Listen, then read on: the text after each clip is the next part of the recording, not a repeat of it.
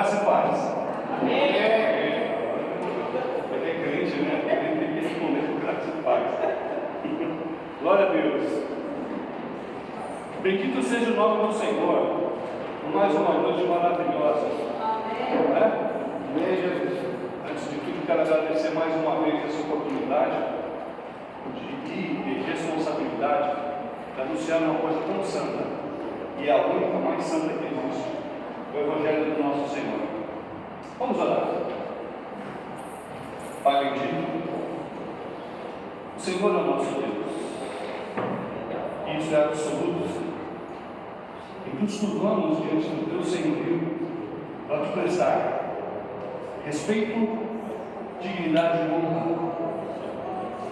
E assim mesmo, Senhor, também pedir que a tua bondade seja conosco, de maneira que a gente possa entender, compreender com todas as letras aquilo que o Senhor nos mostra a respeito da tua palavra, e nos prepararmos para estarmos de pé no último dia, de não termos nada do que nos envergonhar. Por isso hoje, Deus, aumenta a nossa fé, aumenta a nossa capacidade de esperar com fidelidade até o dia da tua volta. Abre os nossos olhos para compreender as tuas escrituras, e nada, nem ninguém, a não ser o Espírito Santo, possa interferir, possa usar, possa clarificar, Senhor, o entendimento, enquanto o orgulho, a prepotência, toda e qualquer mazela humana, Senhor, vinda da minha parte, nunca esteja lugar para estar espontâneo aqui. Apenas a tua vontade, em nome de Jesus. Amém, Senhor. Amém. A Bíblia, ela é a verdade suprema, e ela não precisa pedir licença a nada, nem a ninguém, para se mostrar como verdade. Ela é, e isso é absoluto. Desta forma, o que eu quero iniciar como introdução não é dizer que a Bíblia precisa de provas, mas na verdade a ciência, ela não é bem um complemento, mas ela é um testemunho do que as Escrituras dizem sobre verdade. Diferente da mitologia grega, diferente da mitologia suméria, que não existe tempo, não existe maneiras de se medir, as Escrituras, ela é medida num tempo cronológico. Se você verificar os reis, os governos, a história passada, existem outras fontes que também testificam a respeito da veracidade das Escrituras. Ao contrário, a ciência procurou expor em cima das Escrituras para se tornar ciência. Vou dizer, primeiro, a história, como eu estou já falando, a história, essa que nós aprendemos na escola, essa que nós vivemos, essa que quando nós olhamos para trás, bíblica, ela é amparada exatamente pelas Escrituras. Davi, persas, babilônicos, tudo que você pode imaginar que toca a história, principalmente lá na Ásia, no Egito e em Israel, ela é comprovada pela história.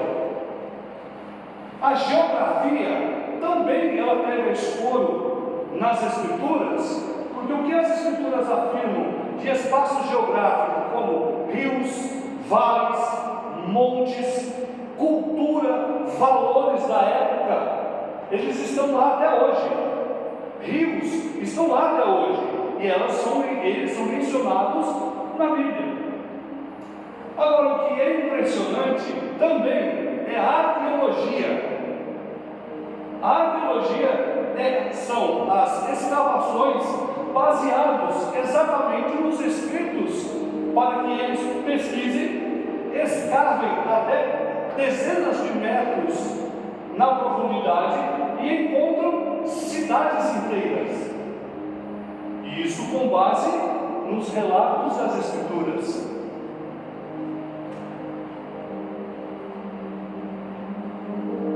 A Turquia, que antigamente era chamada de Ásia Menor, ela foi evangelizada pelo apóstolo Paulo. 3 viagens missionárias. E ela foi mais ou menos mais de 20 cidades da Ásia Menor que ouviram o Evangelho pessoalmente por Paulo. Fora depois de um tempo que ela começou a ser encaminhada pelos testemunhos de outras pessoas.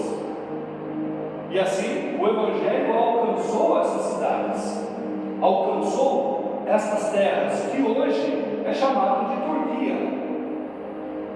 Só tem um detalhe que eu vou explicar. Lucas 19 diz assim. Vocês já leram? Não vou ler, o senhor vai perder muito tempo, vou comentar para ficar rápido. Jesus estava andando, os discípulos chegaram, os fariseus chegaram para Jesus e disse: Senhor, repreende esses seus discípulos. Alguma coisa eles estavam fazendo que incomodou. Aí o Senhor diz uma palavra para eles: se eles calarem, as pedras clamarão. Jesus adiantou um pouco mais para frente, chegou na porta da cidade e começou a chorar, porque ele viu que a cidade iria ser destruída. Por quê? Porque no tempo em que elas deveriam conhecer e reverenciar a vinda do Senhor, eles negaram e a cidade foi destruída.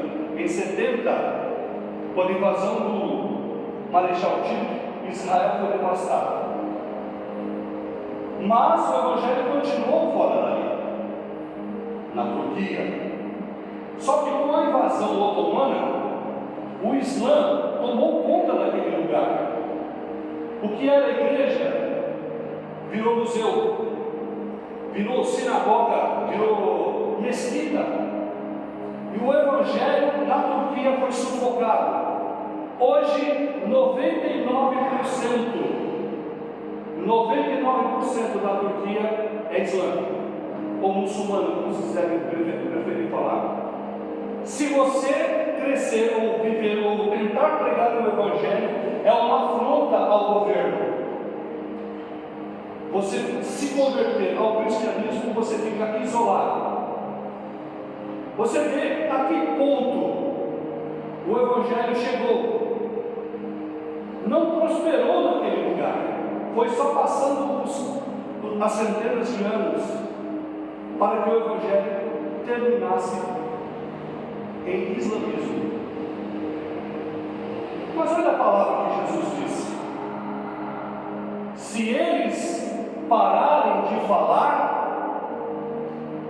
as pedras clamarão. Embora hoje a Turquia seja 99% islã, é o segundo maior território arqueológico que existe na Terra. Quando o Evangelho parou de ser pregado, de ser escrito na Turquia, as ruínas começaram a clamar que as Escrituras são verdades, de que Jesus é real, de que o Evangelho salva. Mesmo eles sufocaram com religião, com a política do local, as arquiteturas encontradas na Turquia, cidade de Éfeso, Laodiceia, e aí por a frente, Antioquia, elas clamam o Evangelho dizendo: ele existe, ele passou por aqui e ainda continua salvando. As Escrituras, elas não precisam de provas, ela é a própria prova. Conseguiu entender? Quando o Evangelho parou de ser pregado na Turquia e entraram em ruínas, algumas pedras distantes, do outro lado do mar, chegou no Brasil. E hoje nós clamamos o nome do Senhor Jesus. Nós somos as pedras que se levantaram das ruínas para dizer: há um Salvador, e o nome dele é Jesus Cristo. E se essa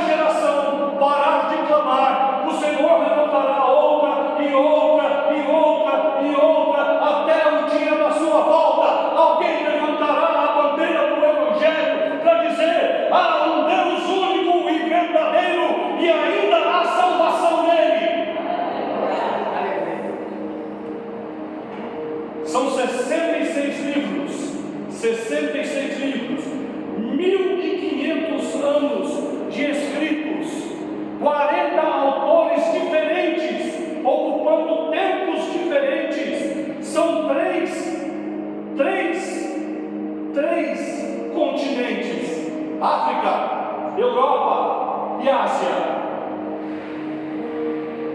E todas essas referências apontam que o homem precisa de um Salvador.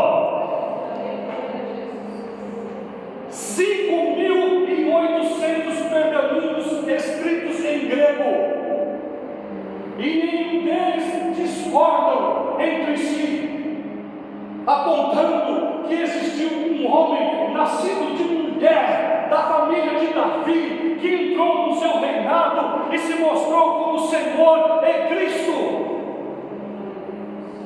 É impossível, no meio de tantas evidências, achar que isso daqui é escrito de homens.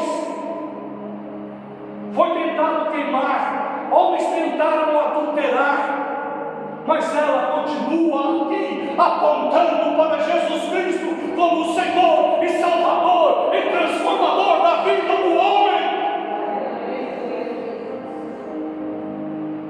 Se você consegue tocar nisso, se você consegue compreender nisso, você está dizendo: Jesus é verdadeiro, o testemunho de Deus é real.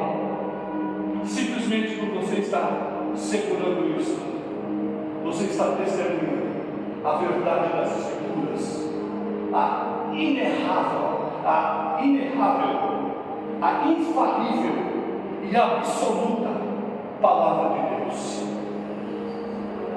Você está diante de escritos que não são místicos, mas que eles fazem uma atualização mental, emocional e religiosa e fervorosa. Estas escrituras, quando você lê, quando você estuda, ela começa a renovar o seu entendimento de acordo com o que as escrituras têm em si para se fazer. Conseguiu entender isso? Então vamos lá. Eu tenho que correr por um tempo.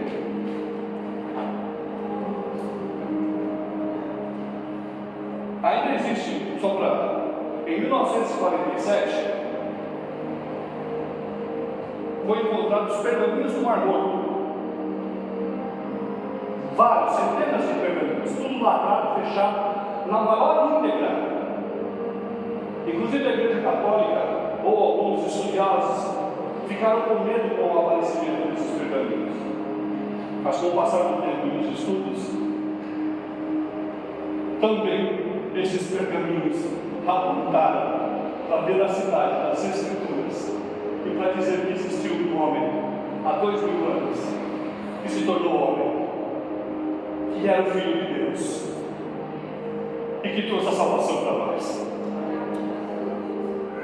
Todas as evidências, tudo que o homem tenta calar, tudo o que o ceticismo de hoje tenta esconder,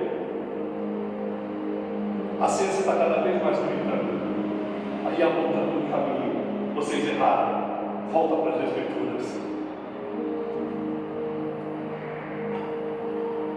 Existe um dos mais renomados historiadores do século II, José Tasso, e ele vai descrever Jesus como um homem. A humanidade de Jesus descrita por ele é tão real, tão verdadeira, e da mesma maneira que ele descreve Augusto César, o imperador, como um homem, ele fala de Jesus. O que isso tem a ver? Isso tem a ver que um momento lá atrás, Deus, aquele que construiu todas as coisas, que era desconhecido da sua natureza, onde uma mescla de pessoas conseguiam vê-lo, ele decidiu. A palavra encarnar também é dita como entabernacular. Quando Israel montou a tenda, e Deus acompanhava o povo com a tenda, a palavra encarnar vai desambar, vai se atrelar exatamente nessa época. Entabernacular, tornou-se uma tenda para andar junto com os homens. E essa é a maravilha, que até eles descreveram a existência de um homem. E não tem como negar a existência dele. Então nós estamos tocando na história. E essa história, ela está dizendo tudo o que diz respeito a esta época e a Jesus Cristo, homem, é verdade. Conseguiu entender? Como homem, ele incomodou, porque ele desceu exatamente no centro da religião judaica da época. E não pense vocês só porque eles conheciam as Escrituras que os tornavam melhores. Eles se achavam melhores, mas Jesus foi uma pedra de tropeço para eles.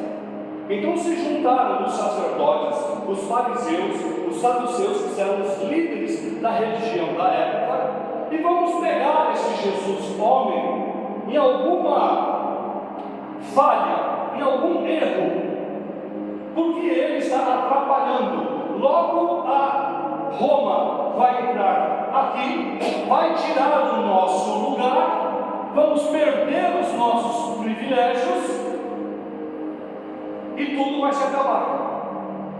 Então Caifás, que era o sumo sacerdote naquela época, diz: por acaso vocês não têm lido que é necessário que um homem morra antes que toda a nação pereça? Só que é óbvio que a intenção desse dito não foi puramente profético, mas foi uma excusa que ele deu para que o seu trono não fosse abalado. Então o processo de caça a Jesus começou. Quando deu todo o limite do tempo em que Jesus teve para driblar as situações, dar prova da sua divindade, passar pelo monte e sangrar sangue, sangrar quando estava orando com o seu suor. Ali, ele preparado, ele então passou para a segunda fase. Ele foi pego pelos militares, pelos sacerdotes, pelos defensores da época do templo e foi levado para a casa de Anás. Anás era sogro de Caifás. E ele tinha, ainda mesmo fora do sacerdócio, uma alta influência. Quando ele chama Jesus para a sua residência, onde Pedro vai negar 3 vezes, Anás estava tentando colher alguma informação que pudesse condenar Jesus. E uma das questões era: fala aí o que você ensina. Jesus então disse: se você quer saber o que eu ensino, pergunta para os ensinados, porque eles vão te provar. Então naquele momento ele toma um tapa firme, seguro, que possivelmente poderia até desmontar, porque quem deu foi um soldado. Como não conseguiram encontrar motivo de condenação, e também foi uma estratégia. Você sabe o que é sinédrio? Sinédrio não é um lugar, mas é uma reunião. Ele estava ganhando tempo para que 71 homens se reunissem na casa de Caifás para começar então o julgamento de Jesus. Feito isso, conseguiram e levaram Jesus para Caifás. E Caifás começou a interrogar, vendo se achava alguma falha em Jesus, e não conseguiu. E eles ali, já louco da vida, porque queriam matar Jesus, queriam crucificar Jesus, ele lançou uma estratégia. Ele disse: tira-nos desse suspense. É verdade que você é o Filho de Deus? Jesus poderia negar isso? Não. Então o que Jesus disse? Sim, eu sou o Filho de Deus. Caiafas rasga a roupa num teatro, enfurecido, e aí ele descobriu um motivo para apresentar Jesus para Pilatos. Só que durante esse trajeto, colocaram um saco na cabeça de Jesus e espancaram duramente, humilhavam duramente, até chegar na casa de Pilatos, a chegar no pretório. Quando chegar no pretório, eles apresentam Jesus e Pilatos diz: o que é que vocês trouxeram? Por acaso ele tem algum problema? A resposta que ele dá é uma resposta evasiva. Ele diz: se ele não fosse malfeitor, não teríamos trazido para você.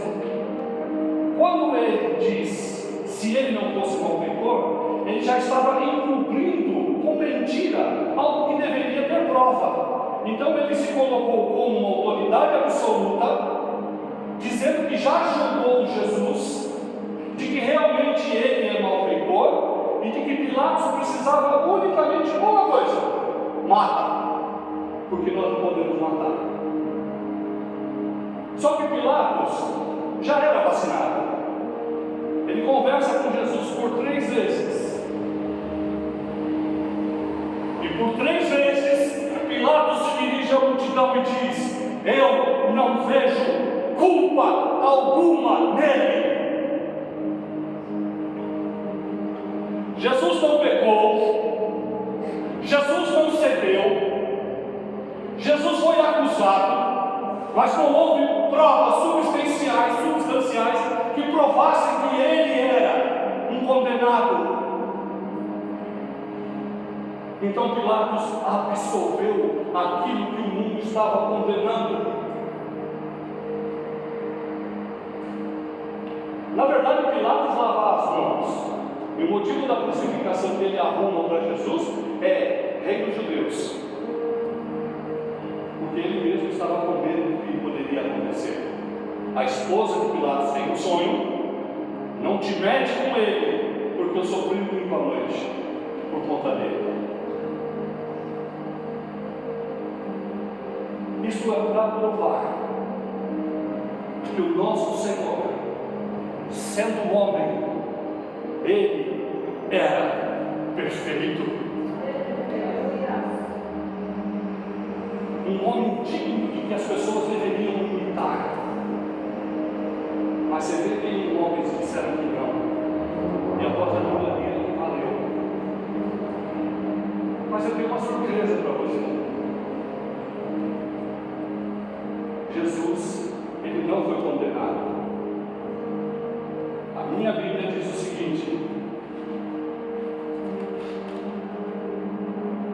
em João 12:32, quando eu, porém, for levantado, atrairei todos a mim. Essa palavra for levantado quer dizer, quando eu for crucificado. E este atrair não significa tomar a atenção. Ele está dizendo que quando ele for levantado, toda a humanidade estaria sendo incluída em direção a ele. Todos os homens seriam atraídos pelo poder da cruz, porque ele era o único homem que não passou pelo pecado de Adão, que não sofreu as tentações em pecado de Satanás, que não cedeu ao sistema religioso e que agora estava se entregando para ser morto, e isso numa cruz. Enquanto eles achavam que Jesus estava subindo numa cruz, lá estava o poder de Deus que elimina o poder do pecado sobre nós. Esta é a maravilha que está na cruz. Hebreus 1, versículo 3, ele diz: não sou eu mas eu represento ao Pai. Quando ele diz que não é ele não poderia aparecer em tempo algum. Pode colocar o 3 de Hebreus. Ele não poderia aparecer em tempo algum, porque senão a glória seria dele. Em João capítulo 17 ele vai dizer, observa, ele diz assim: Pai, é chegado a hora, glorifica ao teu filho, para que o teu filho glorifique a ti. Sabe o que ele estava pedindo? Pai, é chegada a hora de subir na cruz, mas quando eu estiver lá, eu não quero que eles me vejam, eu quero que eles entendam que o Senhor é dono desta obra, o Senhor estará na cruz, eu serei apenas o teu filho, mas a obra é tua, e eu quero que eles reconheçam isso. Todos os que olham para a cruz de Jesus não podem ver apenas um homem que foi crucificado. Existe um plano poderoso que está escondido, onde os que creem são libertados, porque foram atraídos.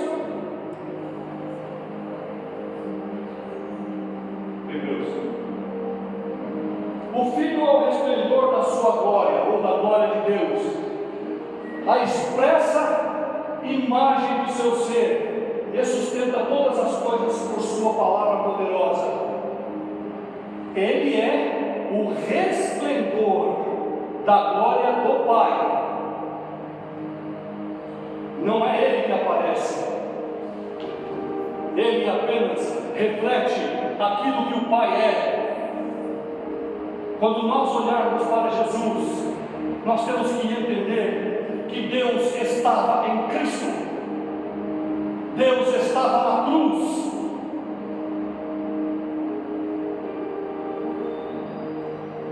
João 10, 17 e 18.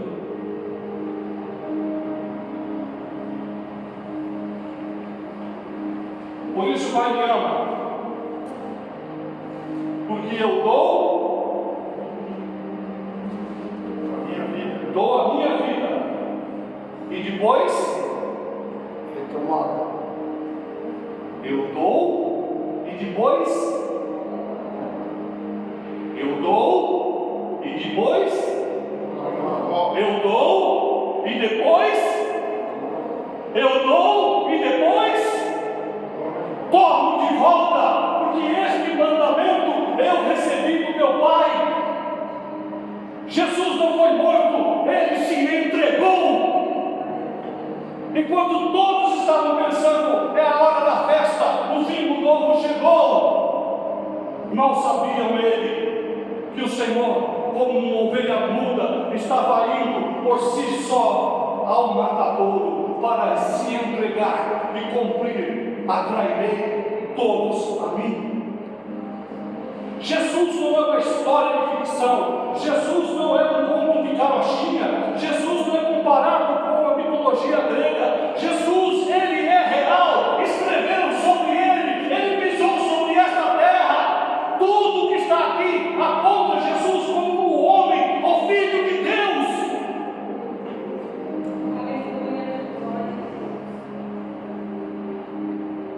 Volta lá, João. Agora 18, 10, 18.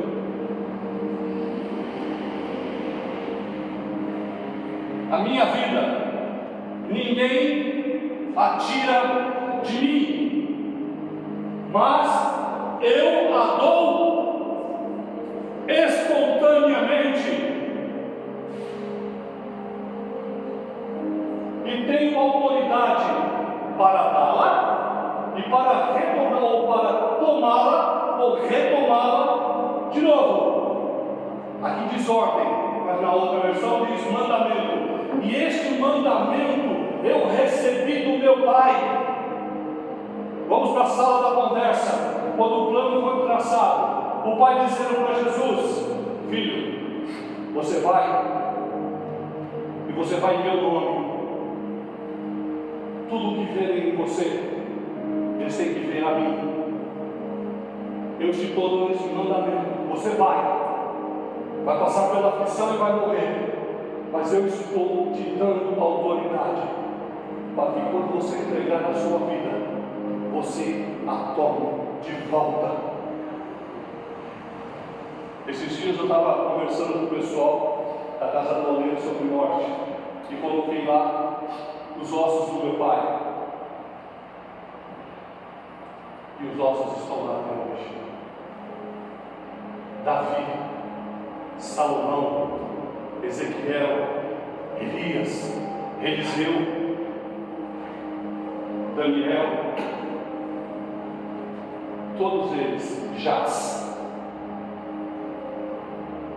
Mas quando você olha o poder desta escritura, que não tem contestação de ninguém, está escrito: eu tenho poder para dar a minha vida e tenho poder para tomá-la de volta. Nós estamos falando, não é de Maomé, não é de Buda, não qualquer outro homem que morreu e jaz. Nós estamos falando do Senhor da história, o Filho único de Deus, o nosso Senhor e Salvador, Jesus Cristo, a quem todos um dia terá que se ajoelhar e confessar que Ele é o Senhor.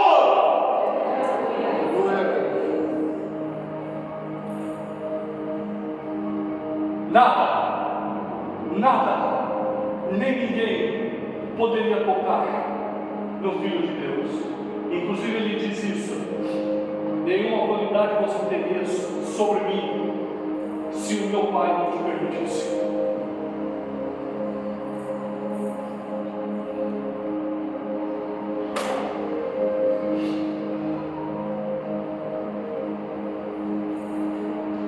Vou mostrar para vocês, não vou mostrar porque não dá, mas eu vou falar as evidências.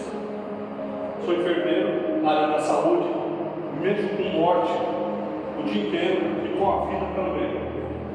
Então a gente pega atropelamentos, assassinato, suicídio, o que você pode imaginar, a gente trabalha com isso. Mas, de acordo com as pancadas que Jesus tomou, ele podia ter tido um traumatismo crânioencefálico. A nossa querida Aline passou por isso. Teve que fazer a cirurgia e agora toma medicação para não ter crise convulsiva há muito tempo.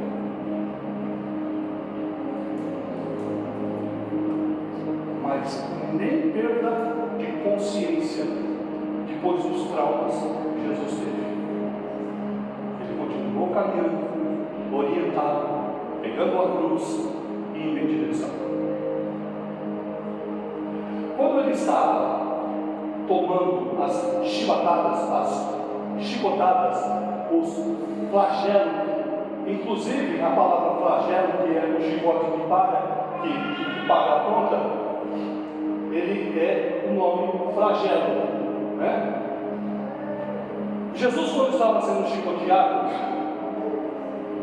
as peças que estavam na ponta do chicote eram bolas de metal e ossos, provavelmente humano, apontado. Cada chicotada que dava cravava-se nas costas de Jesus. E ele puxava.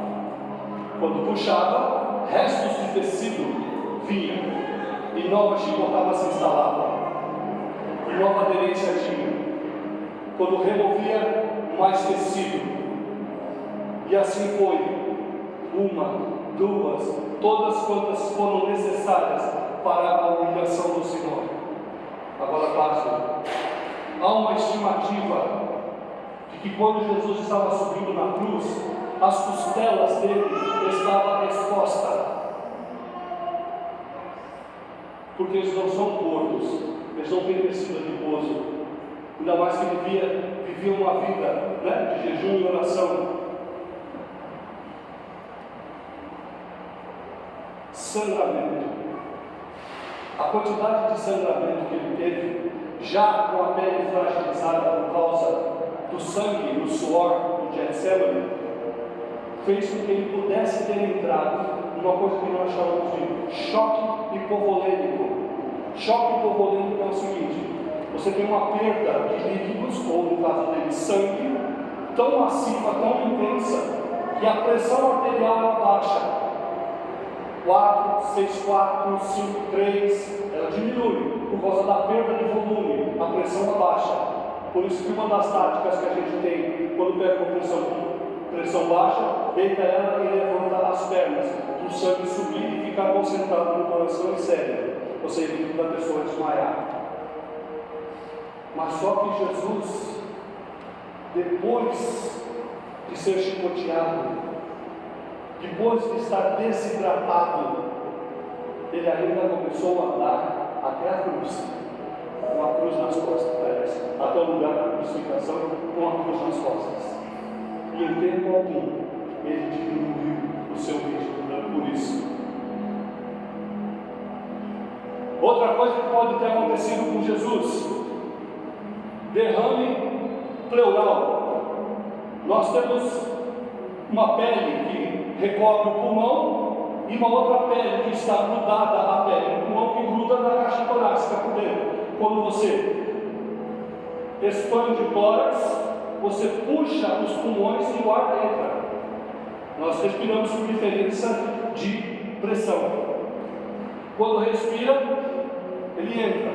Porém, por causa dos traumas que ele tomou, há uma possibilidade de ter entrado sangue entre essas duas pleuras. Vou explicar por quê. A outra coisa que pode ter acontecido: edema agudo de pulmão. Por causa das contusões que ele sofreu, os pulmões poderiam estar cheios de sangue.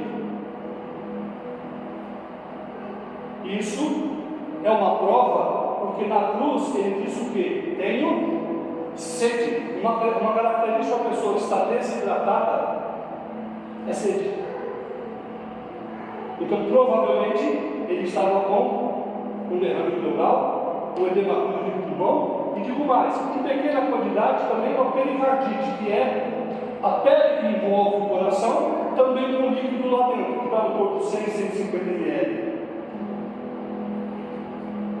Mas quando os ladrões, ou quando os soldados vêm e fura a lateral de Jesus, o que ele sai? Sai água e sangue. Você sabe onde encontra isso? Derrame pleural. O que eu quero dizer para você é que, por mais evidente que sejam as características de óbito de Jesus, nenhuma dessas coisas foi possível matar o Senhor. Por quê? Porque eu tenho autoridade para dar a minha vida e tenho autoridade para torná-la para mim. Então não foi um TCE, um trauma, não foi um derrame pleural, não foi uma pleurite, não foi nada disso. Embora as evidências eram essa, mas ele não poderia morrer no trajeto, ele não poderia morrer antes do horário. Consegue entender? Tentaram acusar, mas era inocente. Tentaram matar, mas a morte fugia de Jesus, porque não era a hora dele se entregar.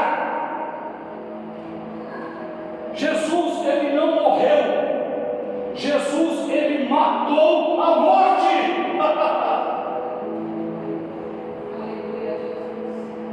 Depois que ele diz está consumado, ele diz: a ti entrego o meu espírito. E a Bíblia diz: ele expirou. Ele não morreu, ele se entregou. Porque se tivessem matado, Jesus teria tido algum pecado para pagar. Mas ninguém fez isso. Nós estamos diante de uma história que atesta a humanidade de Jesus. Nós estamos diante de um Jesus que é 100% homem. Nós estamos diante de um Jesus que causou e que tentaram condená-lo, mas não conseguiram. Todos disseram que ele era inocente. Nós estamos diante de um homem frágil, fragilizado, em que as doenças de agravo não foram o motivo que o fez morrer na cruz. Agora tem outra coisa.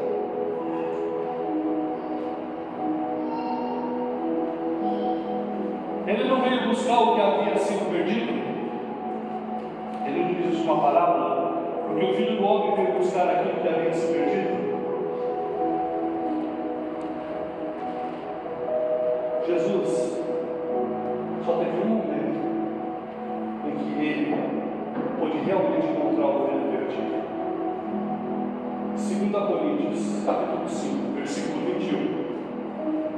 2 Coríntios, capítulo 5, versículo 21.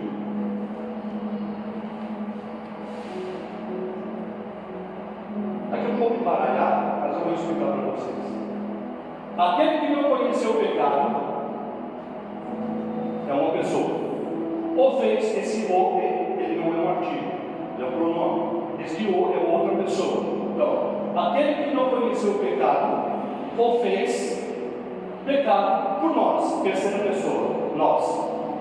Então nós temos um que não conheceu o pecado, temos o segundo que conheceu o pecado e o terceiro que somos nós. Deus, que nunca conheceu o pecado, olhou para Jesus e disse: você vai levar todos sobre si. Quando você estiver na cruz, você vai tomar a fórmula do pecado. Jesus, enquanto homem, ele era santo. Jesus, enquanto homem, tinha uma coisa que ele não sabia, que ele nunca tinha experimentado. Mas na cruz, ele experimentou. Quando ele diz: Deus meu, por que me desamparaste? Essa é a minha história. Essa é a tua história. Jesus nunca soube o que é ficar com a comunhão quebrada, partida. Jesus nunca soube dar um passo, um pensamento, sem que Deus estivesse junto. Mas agradou a Deus moer Jesus na cruz. E na cruz ele assumiu 100% da identidade do bosse. Ele entendeu a miséria que nós somos e estamos quando Deus não faz parte da nossa vida. A sensação de desprezo, de dor, de tristeza, de vazio, de erro, de estar sem rumo, de ser descaracterizado como pessoa. Isso é a ausência da comunhão natural com Deus. Mas um dia ele passou por isso também, e ali ele conseguiu me encontrar. Ali ele conseguiu encontrar você. Quando você peca, quando você se entristece e você se acha um lixo, ele entende, ele compreende. Mas há uma voz que ecoa na cruz: Pai, perdoa, porque eles não sabem o que fazem.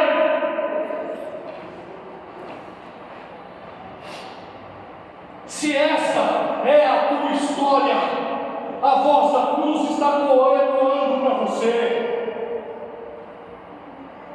Ele é o bom pastor que saiu para procurar a ovelha. E quando ele assume a natureza do nosso pecado, ele conseguiu entender como isso é difícil. Por isso que nós conseguimos contornar o pecado, ter uma vida transformada, vivermos em alegria, sermos cheios do Espírito Santo. Consegue entender isso? Nossa salvação está baseada nessas evidências. São essas evidências que nos tornam diferentes. Porque eu criei, porque eu vi, porque eu experimentei. Eu consegui encontrar o Senhor, mas mais do que isso, eu descobri que Ele conseguiu me encontrar também. O Evangelho agora faz sentido. E é a única razão de viver.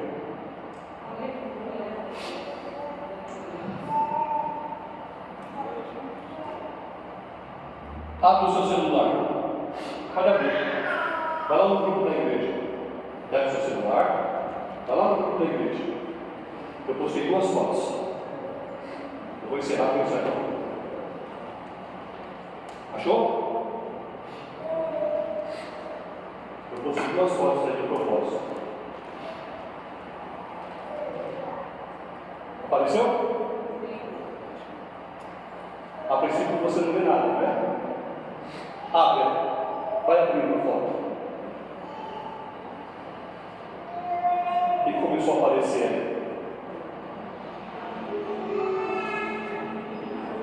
O que começou a aparecer? Fala. Um cometa. Conseguiram ver? Vou contar a história desse cometa para vocês. Esse aí é o C2025R3 Polestar. Foi noticiado em vários lugares que no Brasil ele seria visto dia 20, 19 e 18. Ele foi achado em 2025. 176 mil anos. E ele estava passando pelo Brasil. Ele está indo em direção ao Sol. Ele vai pegar esse empuxo, e esse empuxo vai transformar isso num estilingue e vai arremessar esse cometa para fora do país, ou para fora do sistema solar. E nunca mais vai voltar. Tudo o que os astrônomos viram, previram, escreveram e anunciaram, estava na minha frente, saindo do SAMU às 6 horas e 16 minutos na Regis Bittencourt.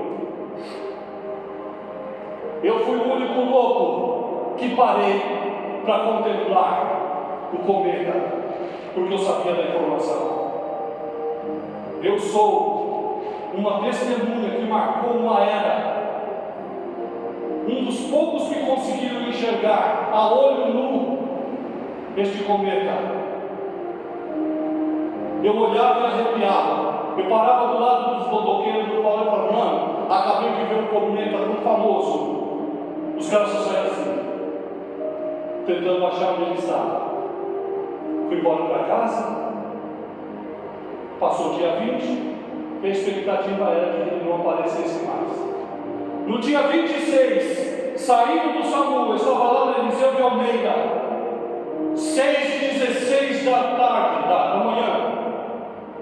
Eu tenho esse hábito, eu paro para tirar foto no meio do trânsito, só assim, para a glória do Senhor, eu louvo, exalto e glorifico. Que maravilha! E lá estava ele, gigante, com aquela cauda imensa, que é essa foto que você está vendo.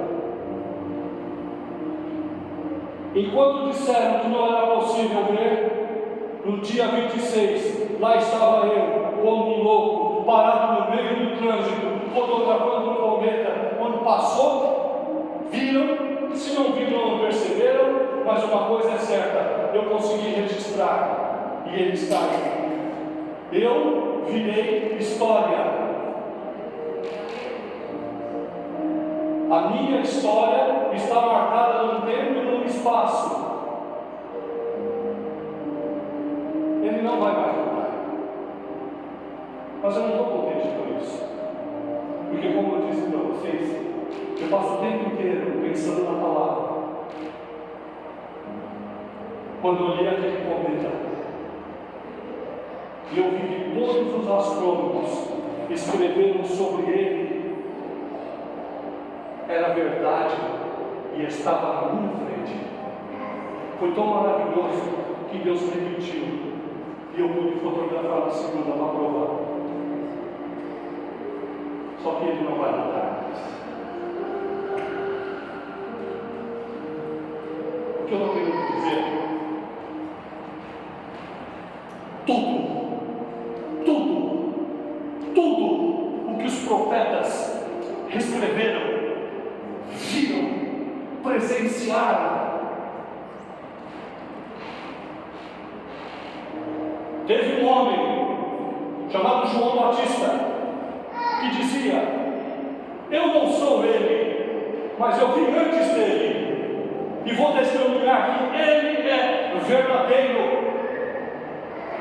Lá estava todas as profecias, toda a história sendo manifestada na pessoa de quem as Escrituras falam. Como eu disse para vocês, não era para eu estar aqui em pé. Eu fui vítima de aborto. Minha mãe provocou 3 abortos. No meu ela não levou à frente. E até hoje ela não sabe por que ela não levou à frente. Porque um dia ela haveria de se levantar o cometa celestial. Ele iria passar na minha frente. Eu iria identificar o meu Salvador, que os profetas escreveram, e a minha vida seria transformada.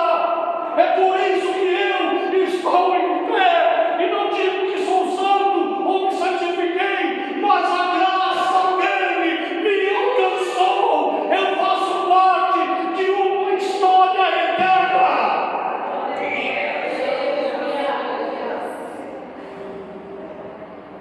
Diferente do cometa que passou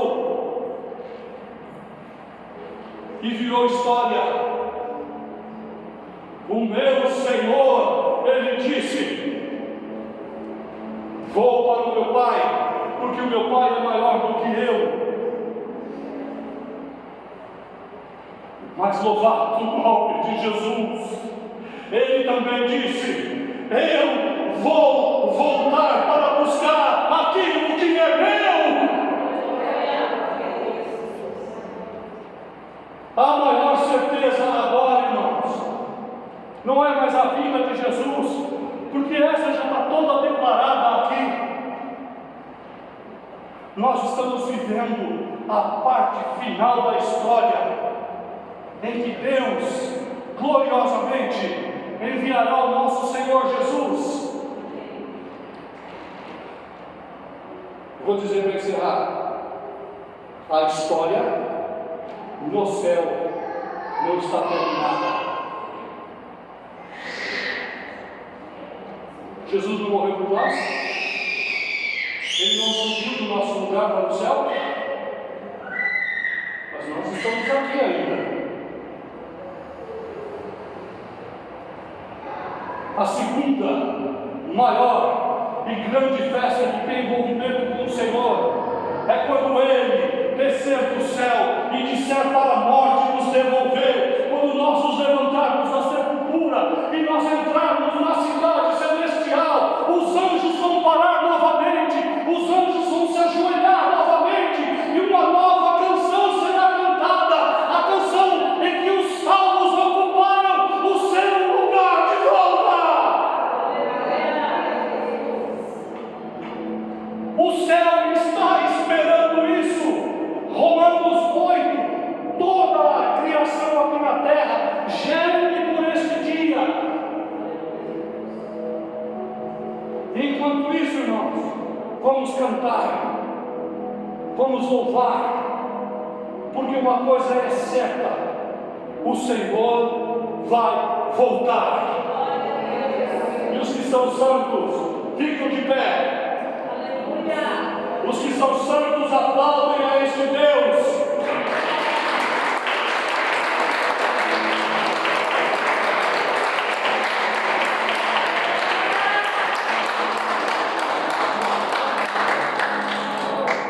o nome do Senhor. Nós vamos orar com vocês. Eu queria pedir que o pastor Ricardo desse continuidade agora.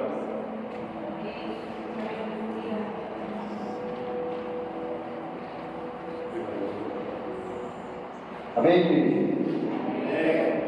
Deixa eu dar os avisos. Rapidinho. Sexta-feira nós temos culto de oração às 20 horas.